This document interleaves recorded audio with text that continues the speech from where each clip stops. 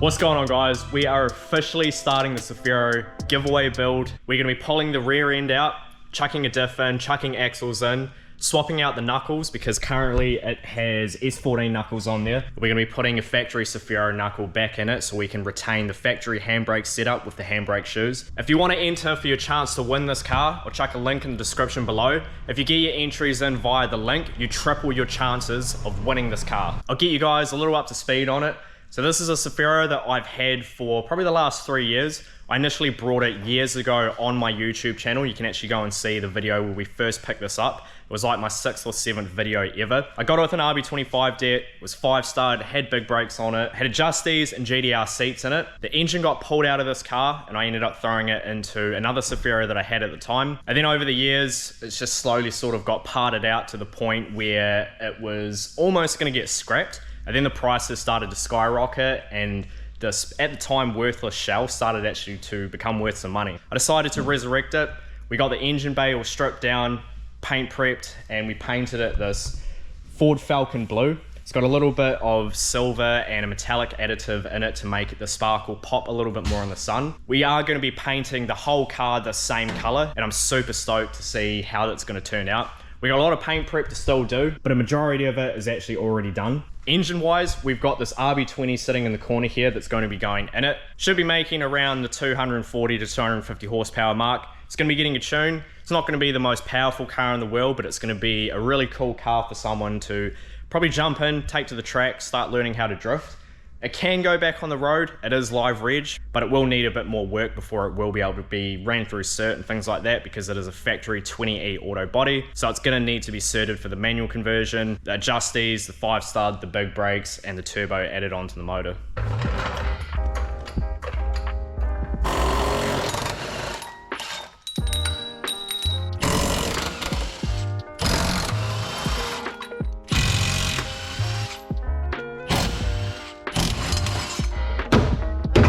You clearly didn't learn how to do it from me, mate. No, it's just one swish slap.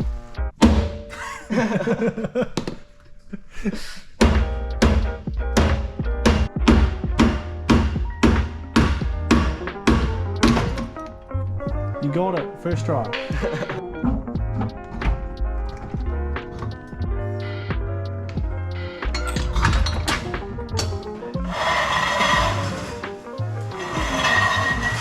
Now we've got the subframe out of the Cefiro. We're going to take those knuckles off and we're going to be replacing them with these here. These came out of the parts Cefiro. There's a factory Cefiro knuckle. As you can see, it's the correct knuckle that we need to be able to put all the Cefiro handbrake assembly back in. So that way we can have the factory handbrake.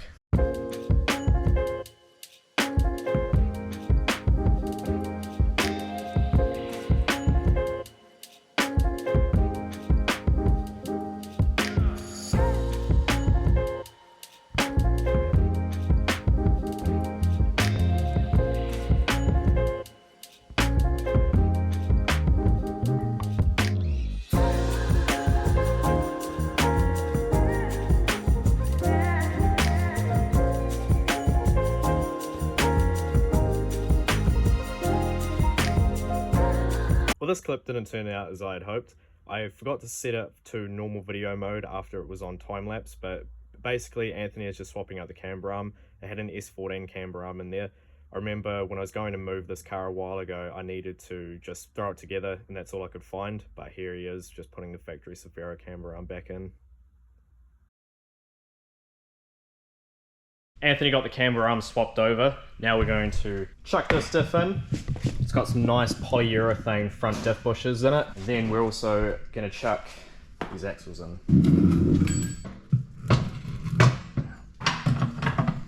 I'm missing 3 studs on here. Well, this one's actually a nut that's stuck on a stud.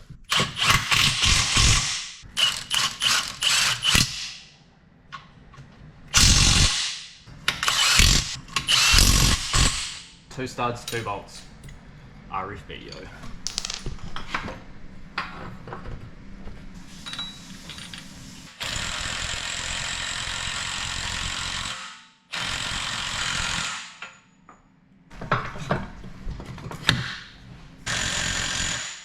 I have a glorious stash of axle bolts.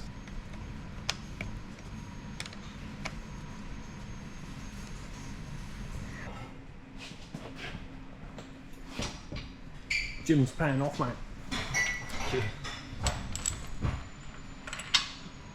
So we've got the subframe pretty much all ready to go back into the Cefiro, but we've run into a slight little issue. I can't seem to find any diff bolts that are long enough to go into the front of the diff here. It's not a big deal. I'm just gonna go down to Black's tomorrow morning and get some bolts that will work that we can throw into this.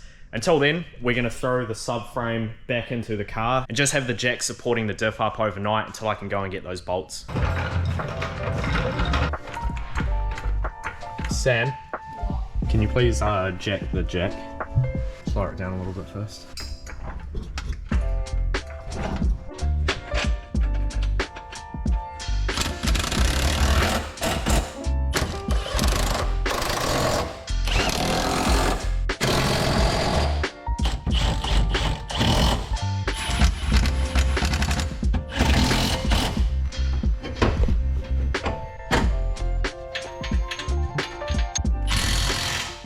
It's a new day, back working on the Cefiro.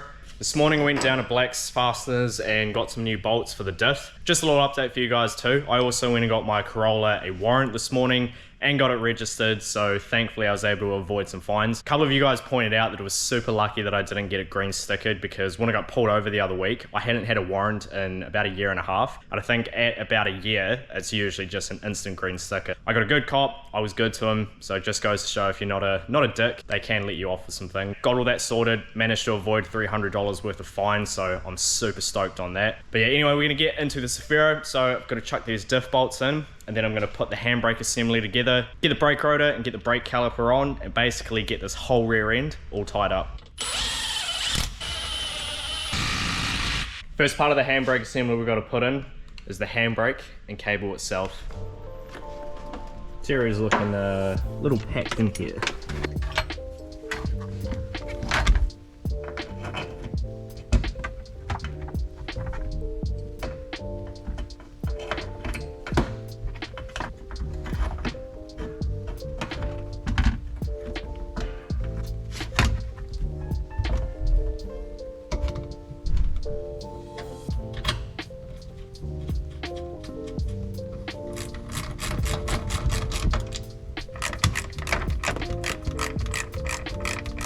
Now we've got the handbrake and the first part of the cable in, we've now got this part of the cable to connect up. So this end goes on to what we just put in. Splits off into two of these, we've got one for each side, and then this goes to the handbrake assembly that goes to the back here. I've actually already installed the other side, so I'm just going to put this one in now. We've got the handbrake coming through the floor here, and we've got two cables that split off.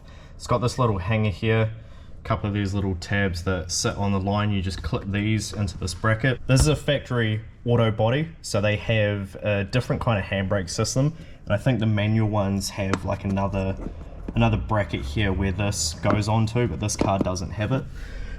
It splits off to these two cables. These go to the handbrake setups themselves. I've already connected them up. They just sort of slot into there like that.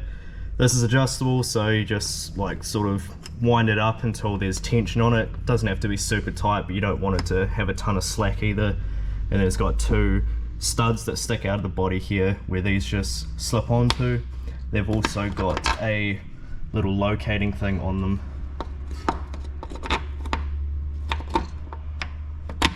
Just got to get a couple of nuts for these studs, and then we can move on to putting the assembly together. With the handbrake and cables installed, we can now start putting this assembly together.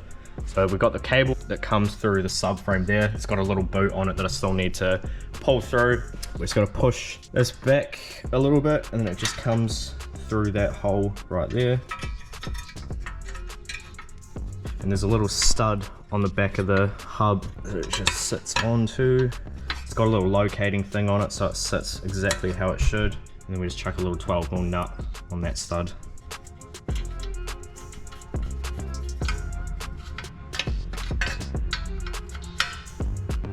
Here we have the handbrake assembly. We've got our two handbrake shoes.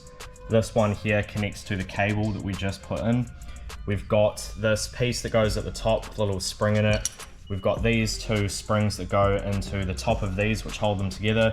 We've got this one here, which goes at the bottom, also holding them together.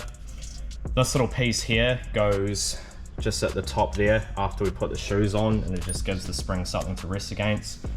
We got this bit here at the bottom which separates the two of them, and then we've got these two pins which hold them to the hub and little springs as well. Now there's no real right or wrong order that these go in, kind of just needs to work at the end of the day. Way easier to do it with the hub off. First we got this shoe which connects up to our handbrake cable. A handbrake cable has this little spring on it and this needs to be pulled forward, and the cable itself runs through this little bit here, but it's easy to pull the spring back that way and then get the shoe on first, and then once that's on you pull the spring and get it sitting just in front of this.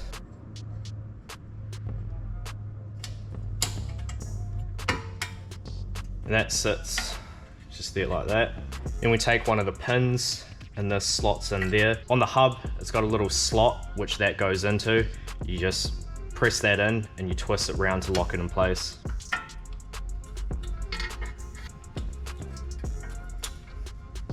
Then we take this top bit, that little spring on. This is so much easier to put in before putting the other shoe on while the hub's there. It's a lot easier when the hub isn't there to be able to just slip this in once both the shoes are in. Then we take our other shoe, slot that in there, and then we take our other pin and put it in. Next up we got this little bit, as I said, that just goes on the top there. And then we take one of the top springs, that slots in there, and then you get a flathead screwdriver and just try and get that over there like that. And we take the other one that does the same thing, just on the other side.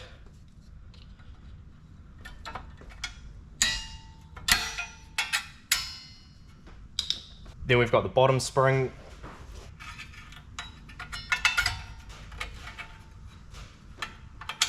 And this bit here, it's got one of them that just slots in and this screws out to adjust your handbrake. I find it easy to just screw it all the way in to get it in, and then you can adjust it out once it's already in. Another thing I like to do is once we've got our springs in actually holding everything together, I actually take the pin on this side out, which allows just a little bit more movement in this, which makes it easier to get this in.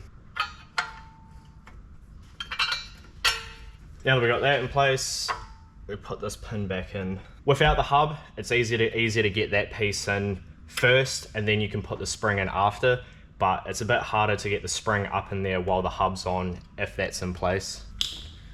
And there, we have our handbrake assembly done.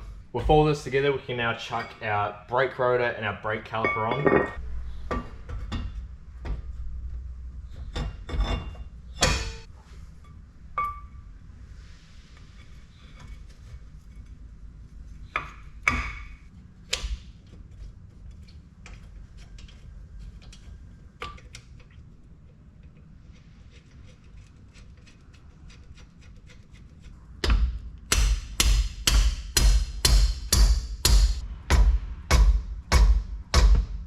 Now we're pretty much all wrapped up on the rear end. There's just two more things I've got to do. I've got to get some new split pins for the axle so I can slot this on there, put a split pin through, and I need to get some banjo bolts so I can connect up the brake line to the caliper itself. Feels good to finally make some good progress on the Cefiro. It's pretty much going to wrap it up here, and the next one we're going to be getting the front subframe all ready to go in. I didn't worry about painting the rear one because you literally never see it. But the front one, you can still see it from looking in the engine bay and when the wheels are turned and stuff like that. So we'll paint the lower arms, paint the knuckles, get them looking good. And then we'll get that in the car, we'll get the wheels on it, and then we'll drop the car on the ground and see what it looks like with these new wheels. I'm stoked, hope you guys are too. If you enjoyed the video, please hit that like button. If you aren't subscribed, please consider subscribing. And we will catch you in the next one.